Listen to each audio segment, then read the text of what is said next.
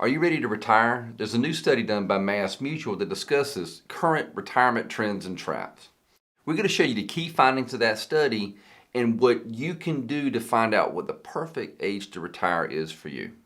We're going to discuss 3 questions today, and the first one is, are you prepared to retire? Some people think they're going to retire and then immediately relax and enjoy every day. But the reality is, you might wind up being stressed out, having regrets or a lack of purpose. Of course, leaving work can definitely have its positives, but it can also come with some negatives too. Ask yourself, what parts of the job do you love? What about the challenges, the creativity, your collaboration with your coworkers? Are you afraid of losing your routine, your identity, or your sense of purpose that work may give you? Once you've answered some of those questions, here are some strategies that can help you mentally prepare. You can practice retirement first. Take an extended time off or sabbatical and observe how you feel away from work. Journal your thoughts. If you're thinking about relocating in retirement, how about rent a place there for a month or 2? You can check out our retirement relocation checklist in the description of this video. You can also talk to other retirees. What surprised them? What did they wish they had done differently? You want to make sure you have a conversation with your spouse. Retirement impacts both of you. What are your visions and expectations? What about theirs? What's important to each of you so you can blend the two together and have a very successful retirement? Many retirees are trying to retire away for something stressful like a job, but you also need to retire to something as well.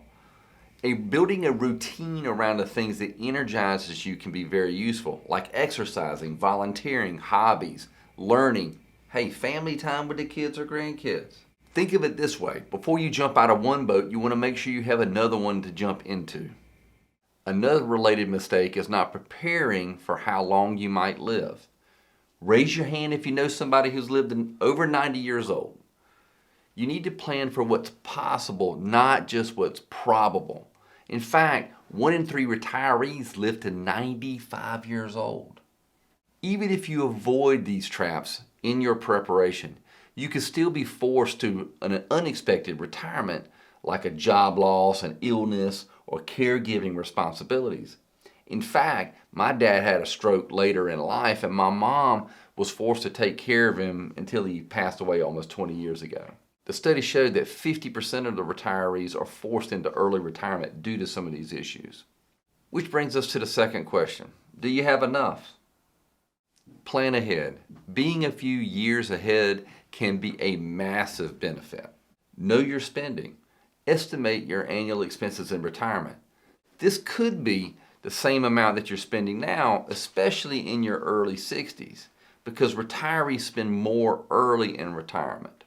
Add up your other income sources like Social Security, pension income if you're blessed with that, rental income, and how much money you need from your investments to balance everything out. You want to stress test your plan too. Consider market downturns. They happen often.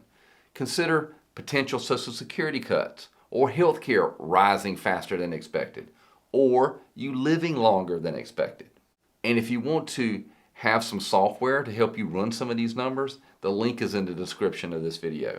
Feel free to add in your information there and you can move the numbers around as you see fit. So we covered the emotional, physical, and the financial, but it actually goes deeper than that, which brings us to the third question. What will bring you meaning in retirement? This is the most often overlooked question and the most critical. Viktor Frankl once said, when a person can't find a deep sense of meaning, they distract themselves with pleasure. All pleasure may sound good, but pleasure loses its impact if it's not combined with something more meaningful. If you died today, what would you regret the most? If you only had 5 years to live, how would you live it and what would you do? If you only had 20 years to live, how would you live it and what would you do? Your answers to these questions can help center yourself and get an idea of what that meaning is to you.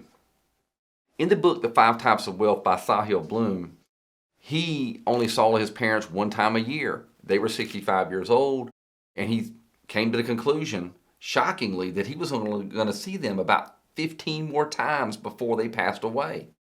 Knowing this information, he changed how he lived his life and where he lived. Now he lives a lot closer to his family. So when you answer these questions, it may cause you to live your later part of your lives a lot differently. There are plenty of ways where you can add meaning to your life. And here are some examples. How about mentoring some young professionals in your area of expertise? Teaching or consulting part-time? Starting a foundation or supporting one? Traveling with a sense of purpose? Seeing the Sistine Chapel instead of reading about it in a book? Writing your own story or curating your family history? My dad died over 20 years ago, and I really wish I did that with him. So the perfect age to retire, drum roll please, is unique to you. The study showed that the average retiree feels that 63 works the best. But it may depend on your unique situation.